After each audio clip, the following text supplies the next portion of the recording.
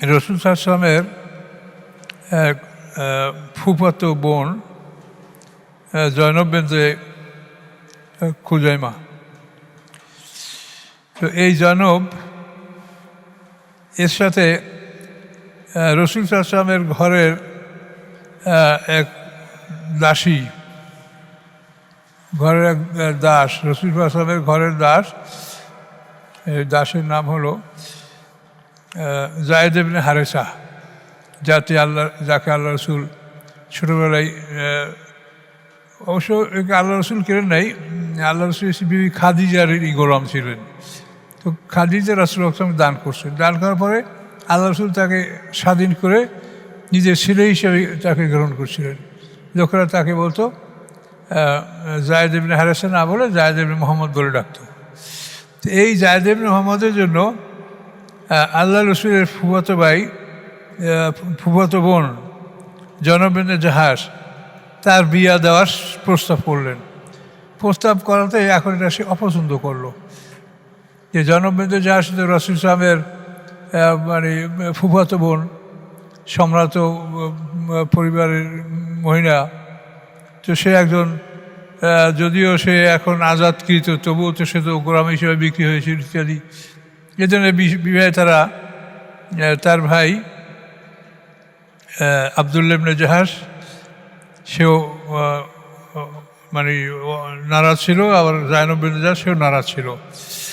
এইখানে আল্লাহ তাদেরকে দেখাইলেন যে আল্লাহ এবং আল্লাহ রসুল যদি কোনো একটা বিষয় ফয়সালা করে, সেখানে কোনো নারী বা পুরুষের সেখানে কোনো ইখতিয়ার বা অধিকার থাকবে না, স্যার সেখানে হা বা না বলতে পারবে না, আল্লাহ রসুলের কথা মানতে হবে।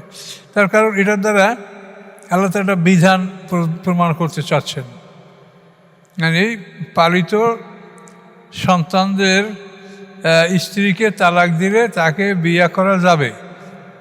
এইটা ওই আরব সমাজে এমনভাবে ছিল যে মনে করতে এটা যাবেই না। চ্যানেলটি সাবস্ক্রাইব করে আমাদের সঙ্গেই থাকুন। সম্মানিত সুধীমণ্ডলী, আমরা আজকে সূরা আহজাবের 31 নম্বর আয়াত থেকে আলোচনা শুরু করবো ইনশাআল্লাহ। আউযু বিল্লাহি মিনাশ শাইতানির রাজীম। ওয়া মান ইয়াকুনুত মিনকুম লিল্লাহি ওয়া রাসূলিহি ওয়া তা'মাল সালিহান নুতিহা আজরা মাররাতাইন ওয়া আ'তাদনা রিজকান কারীমা। ওয়া মান ইয়াকুনুত মিনকুম লিল্লাহ, এবং তোমাদের মধ্যে হতে যে আল্লাহর উদ্দেশ্যে বিনয়ী হয়, ও রাসূল এবং তার রাসূলের উদ্দেশ্যে বিনয়ী হয়, ও তা'মাল সালিহান এবং ভালো কাজগুলি করে, নুতিহা আজরা মাররাতাইন, আমি দিব তাকে তার বিনিময় দ্বিগুণ। ও আ'তাদনা লাহু রিজকান কারীমা, এবং প্রস্তুত রাখবো আমি তার জন্য সম্মানিত জীবিকা। মানে আগে বলছিল, এর আগে আছে যে যারা মানে দুনিয়া কামনা করে, দুনিয়া লালসা করবে, তাদের জন্য দ্বিগুণ দুনিয়ার শাস্তি হবে। আর এখানে আবার যারা অনুগত হবে আল্লাহ এবং আল্লাহ রসুলের উদ্দেশ্যে, তাদের জন্য দ্বিগুণ বিনিময়ের স্বভাবের কথা আল্লাহ এখানে ঘোষণা করছে। ইয়া নিসান নবী লাস্তুন্না কাহাদিম মিনান নিসা, হে নবী পত্নীগণ, হে নবীর স্ত্রীগণ, লাস্তুন্না কাহাদিম মিনান নিসা, তোমরা অন্য কোনো নারীদের মতো নও। এদের তাকাইতো না, যদি তোমরা আল্লাহকে ভয় করো, ফালা তাখদানা বিল কওল, তাহলে নরম সুরে কথা বলবে না। নরম সুরে কথা বললে কী হবে? ফায়াতমাল্লাযী ফী কলবি মারাদুন, লোভ করবে সে যার অন্তরে আছে ব্যাধি। ওয়াকুলনা কওলাম মারুফা, তোমরা কথা বলো ন্যায়সঙ্গতভাবে, সৌন্দর্য সহকারে। মানে নারীদের কথার মধ্যে কিছু মানে বানিয়ে কথা বলার মতো একটা ভাব ভঙ্গিমা আছে, সেইটা বর্জন করতে বলা আছে। স্বাভাবিকভাবে যে কথাটা আসে সেইটা বলতে বলছে।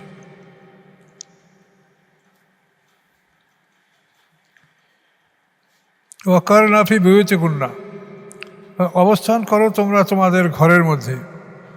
ওয়ালা তাবাররাজনা তাবাররুজাল জাহিলিয়াতিল উলা, এবং তোমরা প্রদর্শনী করো না তাবাররুজাল জাহিলিয়াতিল উলা, যেরকম পূর্ববর্তী জাহিলিয়াতের মধ্যে প্রদর্শনী করার বিধান ছিল, এভাবে তোমরা প্রদর্শনী করো না। ওয়াকিমনা সালাত আতিনা জাকারা, তোমরা সালাত কায়েম করো, জাকাত আদায় করো। অতএন আল্লাহ রাসূলা, এবং আল্লাহ এবং রাসূলের আনুগত্য করো।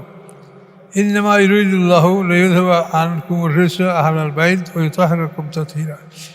ইন্নামা ইউরিদুল্লাহ, নিশ্চয়ই আল্লাহ চান যে লিইয়ুযহিবা দূর করবেন আনকুম তোমার থেকে রিজসা অপবিত্রতা, আহলাল বাইত হে আহলে বাইত তোমাদের থেকে অপবিত্র আল্লাহ দূর করতে চান। ওয়া ইউতাহহিরাকুম তাতহীরা, এবং তোমাদেরকে আল্লাহ পবিত্র করতে চান সুন্দর রূপে। ওয়াজকুরুনা মা ইউতলা ফি বুয়ুতিকুন্না মিন আয়াতিল্লাহ, স্মরণ করুন যা তেলাওয়াত করা হয় ফি বুয়ুতিকুন্না আপনাদের ঘরগুলির মধ্যে, মিন আয়াতিল্লাহ আল্লাহর আয়াতসমূহ হতে, ওয়াল হিকমাতে এবং হিকমত হতে। তো আয়াতুল্লাহ এবং হিকমত, আয়াতুল্লাহ হচ্ছে সাধারণ আয়াত, হিকমত হচ্ছে আরও প্রজ্ঞাময় আয়াত। ইন্নাল্লাহ কানা লাতীফান খাবীরা, নিশ্চয়ই আল্লাহ হন সূক্ষ্মদর্শী এবং সব কিছু সম্পর্কে অবগত, অবহিত, খবরদার।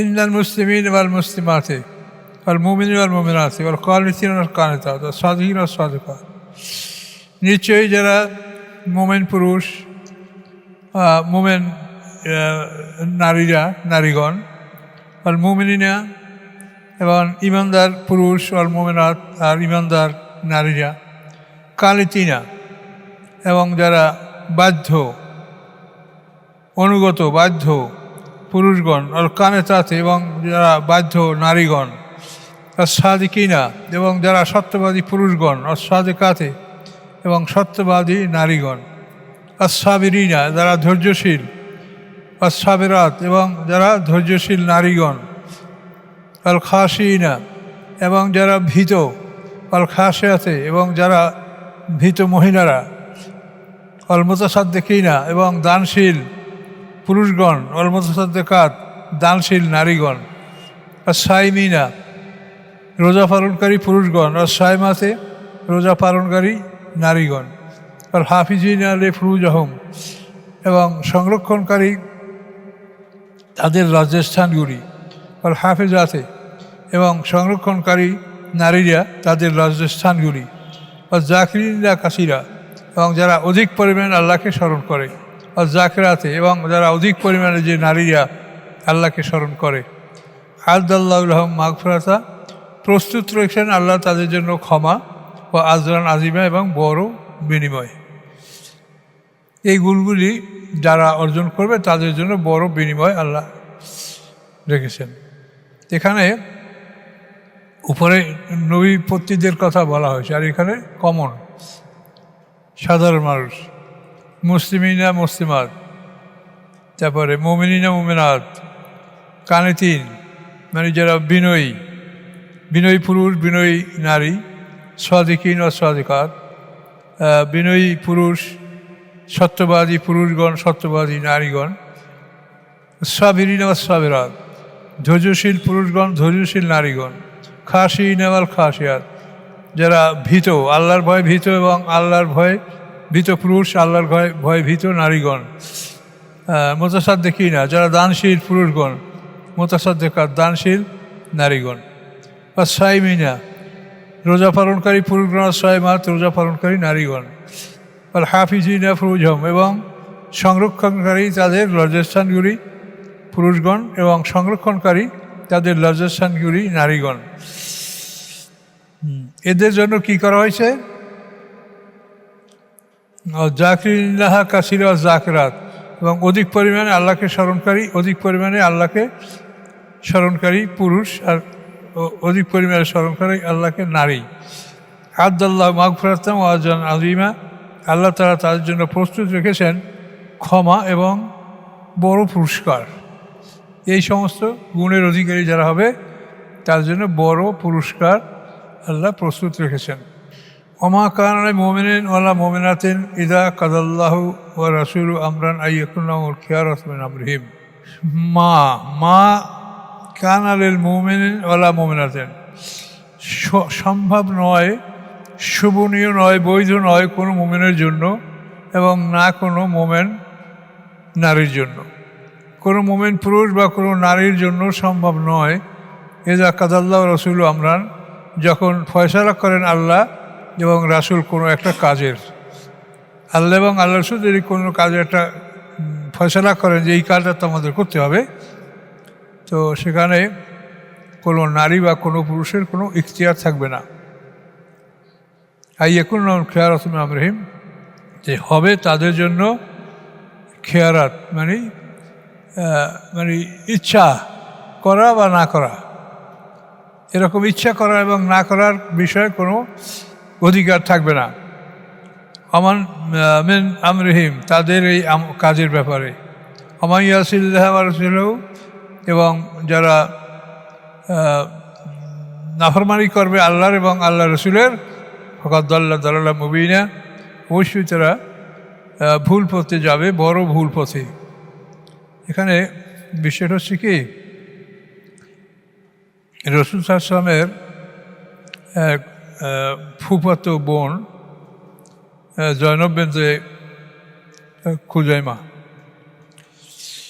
তো এই জয়নব এর সাথে রাসূল সাল্লাল্লাহু আলাইহি ওয়াসাল্লামের ঘরের এক দাসী, ঘরের এক দাস, রাসূল সাল্লাল্লাহু আলাইহি ওয়াসাল্লামের ঘরের দাস, এই দাসের নাম হলো যায়েদ ইবনে হারেসা, যাকে আল্লাহ রসুল ছোটোবেলায়, অবশ্য আল্লাহ রসুল কেড়ে নাই, আল্লাহ রসুল বিবি খাদিজার গোলাম ছিলেন। তো খাদিজা রাসূল আকরাম দান করছেন, দান করার পরে আল্লাহ রসুল তাকে স্বাধীন করে নিজের ছেলে হিসেবে তাকে গ্রহণ করছিলেন। লোকেরা তাকে বলতো যায়েদ ইবনে হারেসা না বলে যায়েদ ইবনে মুহাম্মদ বলে ডাকতো। তো এই যায়েদ ইবনে মুহাম্মদের জন্য আল্লাহ রসুলের ফুফাতো ভাই, ফুফাতো বোন জয়নব বিনতে জাহাশ, তার বিয়া দেওয়ার প্রস্তাব করলেন। প্রস্তাব করাতে এখন এটা সে অপছন্দ করলো, যে জয়নব বিনতে জাহাশ তো রাসূল সাল্লাল্লাহু আলাইহি ওয়াসাল্লামের ফুফাতো বোন, সম্রাট পরিবারের মহিলা, তো সে একজন, যদিও সে এখন আজাদকৃত, তবুও তো সে তো গোলাম হিসেবে বিক্রি হয়েছিল ইত্যাদি। এই জন্য বিবাহে তার ভাই আবদুল্লাহ ইবনে জাহাশ, সেও নারাজ ছিল, আবার জয়নব বিনতে জাহাশ সেও নারাজ ছিল। এইখানে আল্লাহ তাদেরকে দেখাইলেন যে আল্লাহ এবং আল্লাহ রসুল যদি কোনো একটা বিষয় ফয়সালা করে, সেখানে কোনো নারী বা পুরুষের সেখানে কোনো ইখতিয়ার বা অধিকার থাকবে না, সেখানে হা বা না বলতে পারবে না, আল্লাহ রসুলের কথা মানতে হবে। তার কারণ এটার দ্বারা আল্লাহ তার একটা বিধান প্রমাণ করতে চাচ্ছেন, মানে পালিত সন্তানদের স্ত্রীকে তালাক দিলে তাকে বিয়ে করা যাবে। এইটা ওই আরব সমাজে এমনভাবে ছিল যে মনে করতে এটা যাবেই না। পালিত সন্তান, তার স্ত্রী, তাকে কোনোভাবেই তার পিতা এটা গ্রহণ করতে পারবে না। এমনি শরীয়তের বিধান যে আমাদের যারা পিতৃসূত্রে আর কি, যারা আমাদের সন্তান, তাদের সাথে বিয়ে করা তো জায়েজ, এটা হারাম কোরআনে ঘোষণাই করেছে। কিন্তু এই পালিত পুত্র সন্তান, এটাও আরব দেশে এটা নাজায়েজ বলে ঘোষণা করা ছিল। তো এইটাকে রহিত করার জন্য আল্লাহ তার এই কাজ ঘটাবেন, যার জন্য তিনি প্রথমে এই জয়নব বিনতে জাহাশের সাথে এই বিয়ে হওয়ার জন্য আল্লাহ তারা এই প্রস্তাব করলেন। কিন্তু ওরা রাজি হলো না। আল্লাহ আয়াত নাযিল করলেন যে আল্লাহ এবং আল্লাহ রসুল কোনো বিষয়ে কোনো সিদ্ধান্ত গ্রহণ করলে সেটা তোমরা নারাজি পেশ করতে পারবে না। আচ্ছা, এ হলো তার বিবাহের ব্যাপারে। এরপরে বিয়ে হলো, বিয়ে হওয়ার পরেও কিন্তু একটা সুখ শান্তির সংসার তাদের হলো না। তার কারণ সে নারী হিসেবে অতি সুন্দরী এবং রাসূল সাহেবের ফুফাতো বোন, তার একটা মর্যাদা অন্যরকম। সে এক দাসের সাথে, যদিও সে আজাদ করা হয়েছে তাকে, তো এই বিয়া তার কাছে পছন্দ ছিল না। এই জন্য কী বলছেন, ইস্তাকুলু লিল্লাযী আনআমাল্লাহু আলাইহি ওয়া আনআমতা আলাইহি, যখন বলতেছিলেন আপনি কাকে, আনাম আল্লাহ আলহি, যার উপরে আল্লাহ হেসান করেছেন, ও আনাম তো আলহি, আপনিও তার উপরে হেসান করেছেন। আল্লাহ তার উপরে হেসান করেছে, তার ইমান আল্লাহ তৌফিক দিয়েছেন, মানে তাকে আপনি ধন সম্পদ দান করছেন। তাকে আপনি কি বললেন? আমসে কালাইকা জাওজিকা, তুমি তোমার স্ত্রীকে রাখো। যখন এই জয়নব